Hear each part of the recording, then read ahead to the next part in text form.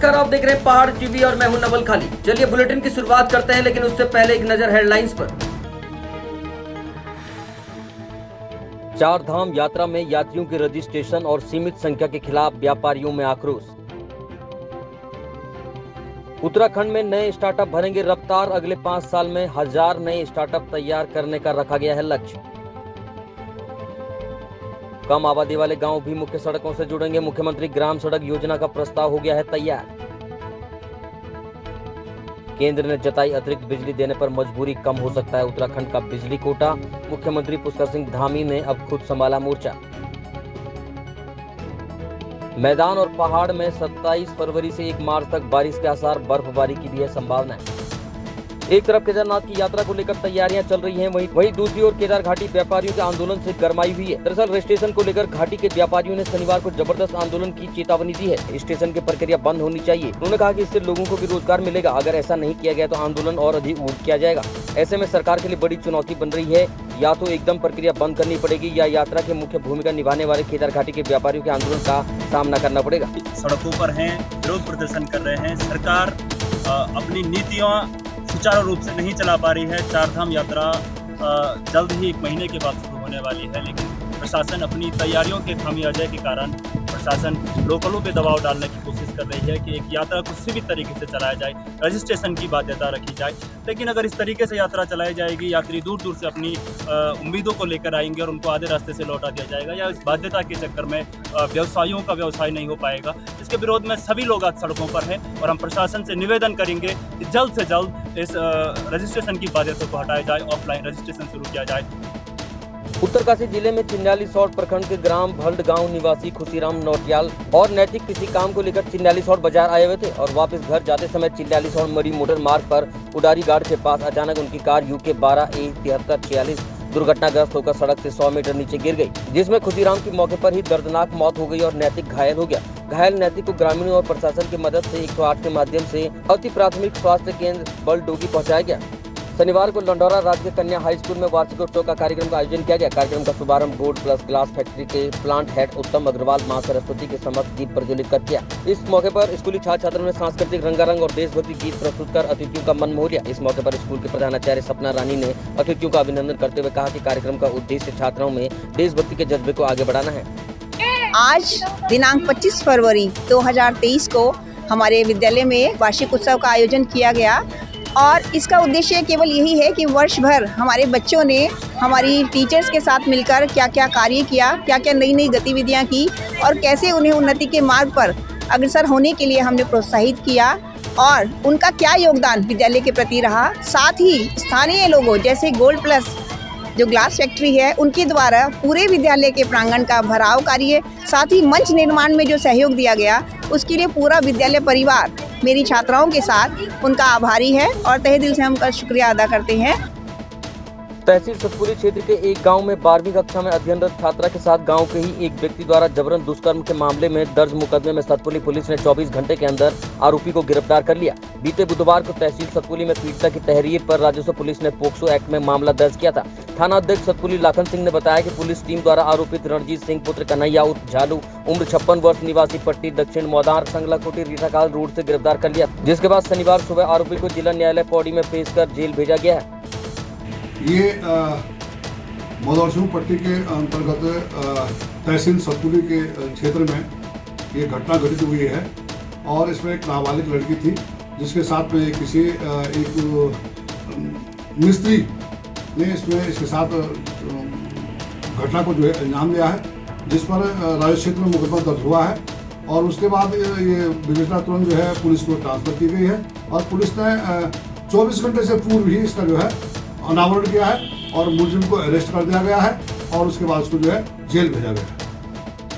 खबर उत्तरकाशी से है, जहां चार धाम यात्रा में यात्रियों के अनिवार्य रजिस्ट्रेशन और सीमित संख्या को लेकर नाराज होकर होटल एसोसिएशन उत्तरकाशी ने जनपद मुख्यालय उत्तरकाशी में विशाल धरना प्रदर्शन किया। साथ ही पर्यटन मंत्री सतपाल महाराज की शव यात्रा हनुमान चौक से मेन बाजार होते हुए कलेक्ट्रेट परिसर तक निकाली। अपना विरोध दर्ज कराते हुए होटल रेस्टोरेंट के पदाधिकारियों का कहना है कि पर्यटन मंत्री सतपाल महाराज चारों धामों के होटल व्यवसाय से जुड़े लोगों के भविष्य के साथ खिलवाड़ कर रहे हैं। साथ ही रजिस्ट्रेशन प्रक्रिया में गंगोत्री धाम और यमुनोत्री धाम की साइड न खुलना भी किसी बड़ी साजिश की संभावना व्यक्त कर रही है।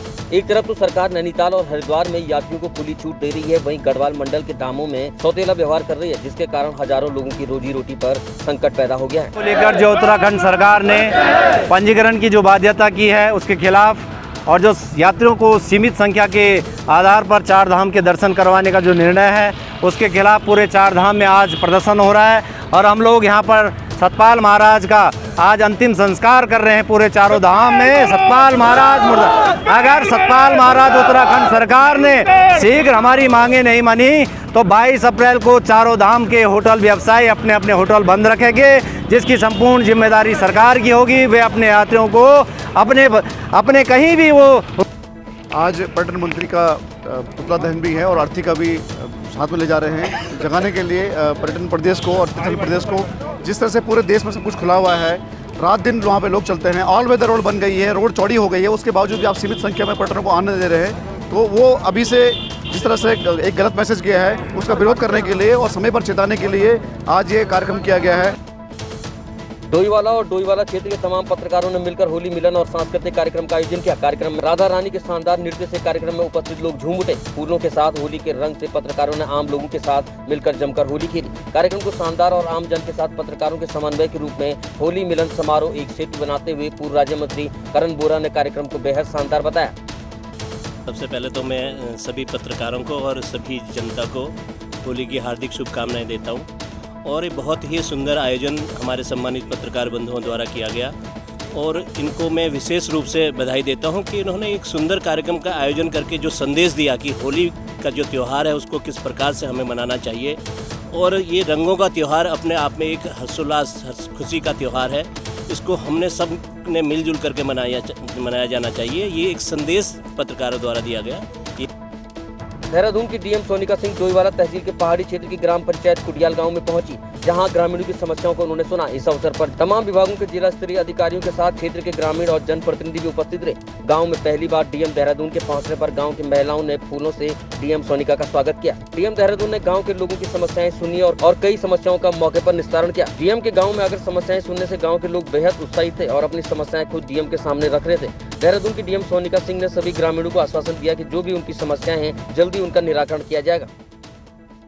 जो बिजली का स्टेशन बनना है वहाँ पे उसकी रोड का जो इशू है उसमें हो गया, तो उसमें हमारा डिस्कशन हो रहा है कैसे इस पर डीजल की गंभीर समस्या उसके जो पुरानी लाइन थी उससे इस गांव को जो पानी की सप्लाई हो रही है वो सफिशिएंट नहीं है और उससे इस गांव की पेयजल की व्यवस्था पूरी नहीं हो रही। उसी के क्रम में मैंने ऐसी साहब को कहा है कि वो खुद आके यहाँ का भ्रमण करके जाए और जो व्यवस्था हो सकती है, क्योंकि 4 गाँव सभाओं में बताया जाता है कि वो आसपास जितनी हैं उनको पानी की इशूज़ आ रही है, तो उसके अनुसार एक कार्य योजना बनाई है।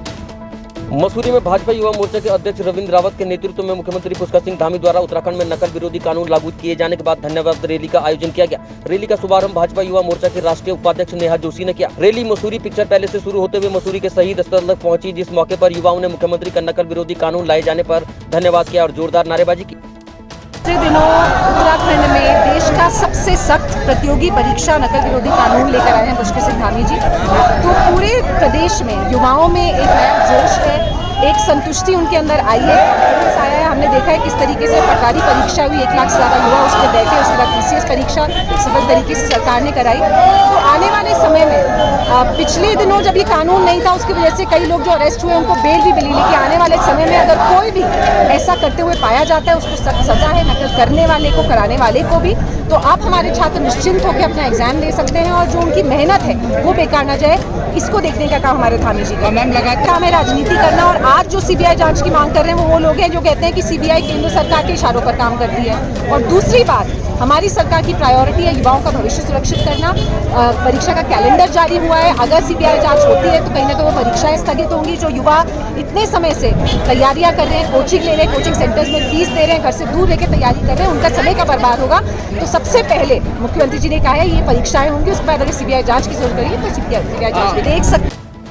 देखो जो नीचे युवाओं के साथ जो युवाओं ने जो आंदोलन किया और उसके बीच में जो उग्रवाद लोगों ने उस आंदोलन को एक गलत दिशा में ले गया, तो उससे हमारे मुख्यमंत्री धामी जी ने 12 फरवरी को जो नकल विरोधी कानून लाया, उसमें ये बताया गया है युवाओं को कि जो आज से पहले क्या 2022 से पहले क्या नकल नहीं होती थी, क्या पेपर लीक नहीं होते थे, परंतु आज की डेट ऐसी है कि सोशल मीडिया और आज का युवक बहुत ज़्यादा आगे बढ़ चुका है। तो सरकार ने इसी को लेके नकल विरोधी कानून लाया। तो नकल विरोधी कानून में हमारे क्या है कि सख्त कानून है, जैसे कि मैं आपको बता दूं 10 साल की सज़ा है और उसकी संपत्ति कब्जा की जाएगी और बहुत से ऐसे विषय हैं। और आज मसूरी मंडल युवा मोर्चा द्वारा ये जो रैली, विशाल रैली, इसमें छात्र और छात्राएं दोनों हैं और युवा ये संदेश देंगे पूरे मसूरी को, पूरे प्रदेश को कि हम धामी जी का धन्यवाद कर रहे हैं। एसएसबी की रानीखेत कमान के कमांडेंट राजेश ठाकुर के नेतृत्व में एसएसबी द्वारा चंपावत सीमा की सीमा पर बहने वाली महाकाली नदी में राष्ट्रीय रिवर राफ्टिंग प्रतियोगिता का आयोजन किया गया, जिसमें देश ही नहीं विदेशों की भी राफ्टिंग टीमें भी पहुंची, जिसमें महिला राफ्टर भी शामिल रही। एसएसबी कमांडेंट राजेश ठाकुर ने जानकारी देते हुए बताया कि हाईकमान से मिले निर्देशों के बाद ये प्रतियोगिता आयोजित की गई है।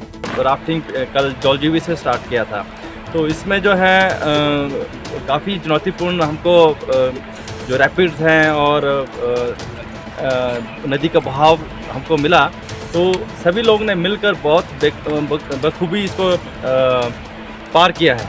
तो नदी है वो एक अंतर्राष्ट्रीय सीमा है, आपको मालूम होगा, भारत और नेपाल के बीच में। तो इस नदी में जब हम जा रहे हैं तो हमारे पास में इक्विपमेंट है जिसमें हम इसका पूरा अच्छे से उसको नापते हैं, तो वो हमारा जो बॉर्डर है वो भी डोमिनेट होता है, तो हमारी प्रेजेंस यहाँ पे रहती है, तो उससे भी एक जनता के बीच में अच्छा सरकार जनता के द्वार कार्यक्रम के तहत चमोली जिले के दूरस्थ गांव वाण में जिला स्तरीय बहुउद्देशीय शिविर का आयोजन किया गया, जिसमें मुख्य विकास अधिकारी चमोली ललित नारायण मिश्र ने जन समस्याओं को सुना और उनके निराकरण के लिए अधिकारियों को निर्देश दिए। शिविर में जिला स्तरीय विभागों के स्टॉल लगाए गए, जिसमें विद्युत समाधान शिविर, दिव्यांग शिविर, जिला सैनिक पुनर्वास शिविर के साथ ही उत्तराखंड सरकार द्वारा चलाई जा रही योजनाओं का लाभ जन जन तक पहुँचाने जाने के लिए विभिन्न विभागों के स्टॉल लगाए गए।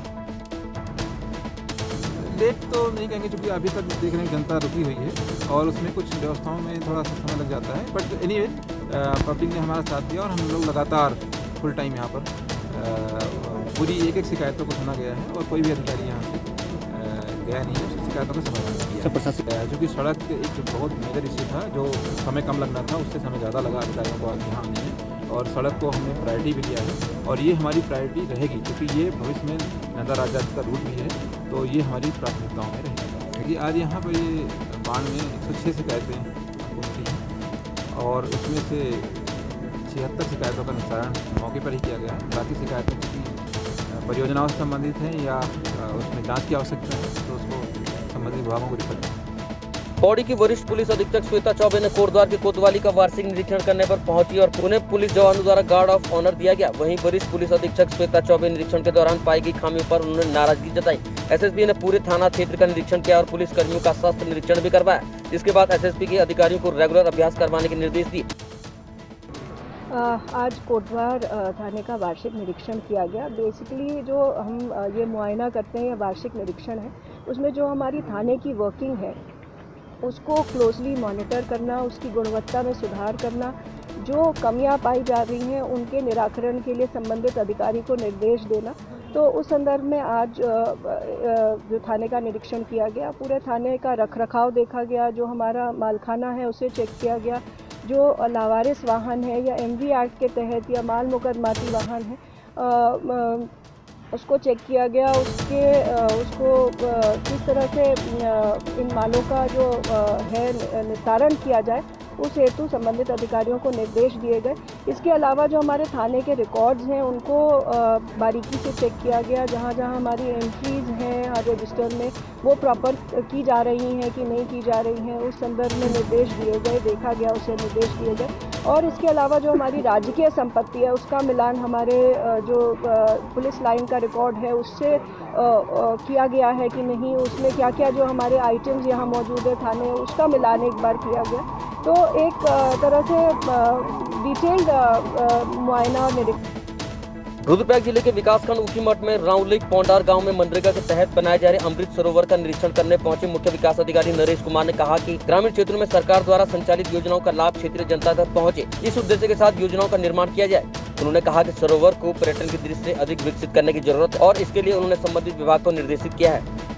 इसमें मनसूना वाले क्षेत्र में सबसे पहले हमने राउलेक गाँव का भ्रमण किया था, जहाँ पर अमृत सरोवर मनरेगा से बनाया हुआ है और उसमें किस तरह से पर्यटन से उसको जोड़ा जाए, कैसे उसमें मछली का उत्पादन और किया जा सकता है, इस पर भी उन लोगों ने सजेशन भी लिए और संबंधित विभागों से इसमें चर्चा करके उसको बढ़ाने का भी उपाय मांगे हैं। उसके बाद हमने राउलेक के अलावा मनसूना ग्राम में हमारी महिला समूह हैं जो NRLM की, उनके द्वारा रिंगाल से विभिन्न उत्पाद तैयार किए जा रहे हैं।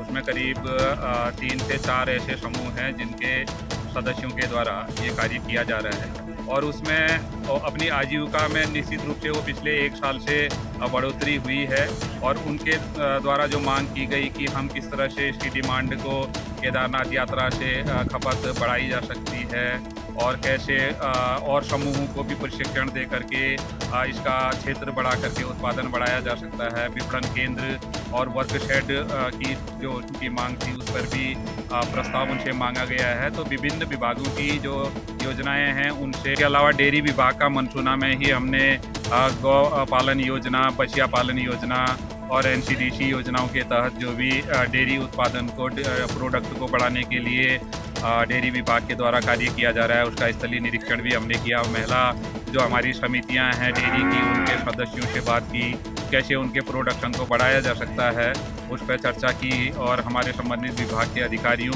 उनके द्वारा जो मांग की गई साइलेज की या अन्य चीज़ों की, तो उसकी आपूर्ति को भी हमने सुनिश्चित करने की कोशिश की है। अभी तक की खबरों में इतना ही। आगे की खबरों के लिए देखते रहिए पहाड़ टीवी। तब तक के लिए नमस्कार।